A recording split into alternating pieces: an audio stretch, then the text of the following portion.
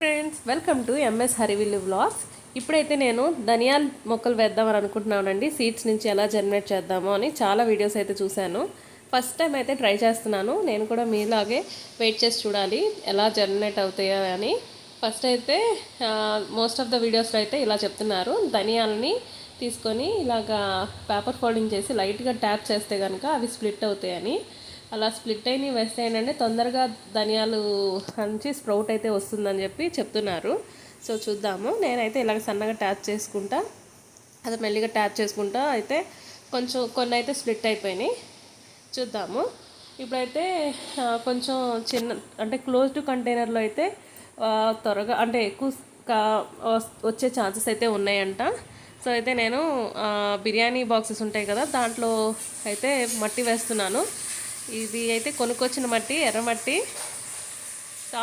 సాఫ్ట్గా ఉంది. ఇదైతే పొడి పొడిలు ఆడట్లేదు, కొంచెం వర్షాలకి తడిచింది జల్లు పడడం వల్ల. సో దీంట్లోనే ట్రై చేస్తున్నాను.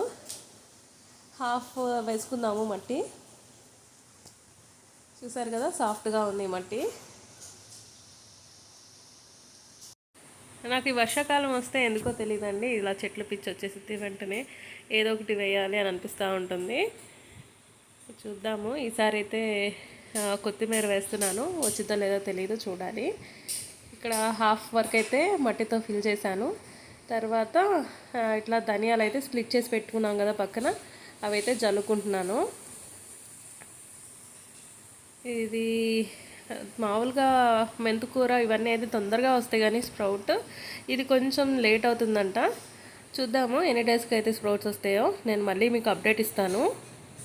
ఇలా అయితే మంచిగా స్ప్రెడ్ చేసుకున్నాక దీని మీద కొంచెం కవర్ అయ్యేలాగా మట్టి అయితే జల్లుకోవాలి.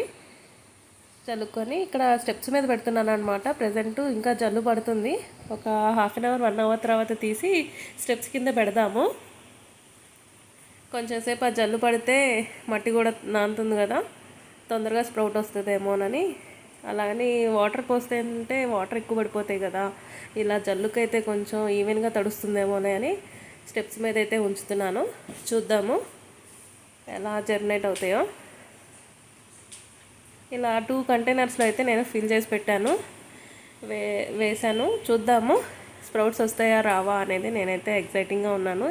ఫస్ట్ టైం అయితే కొత్తిమీరని నేను స్ప్రౌటింగ్ వచ్చిందా లేదా అని ట్రై చేస్తున్నాను. చూడాలి. ఈ వీడియో నచ్చినట్లయితే సబ్స్క్రైబ్ చేసుకోండి. Thanks for watching.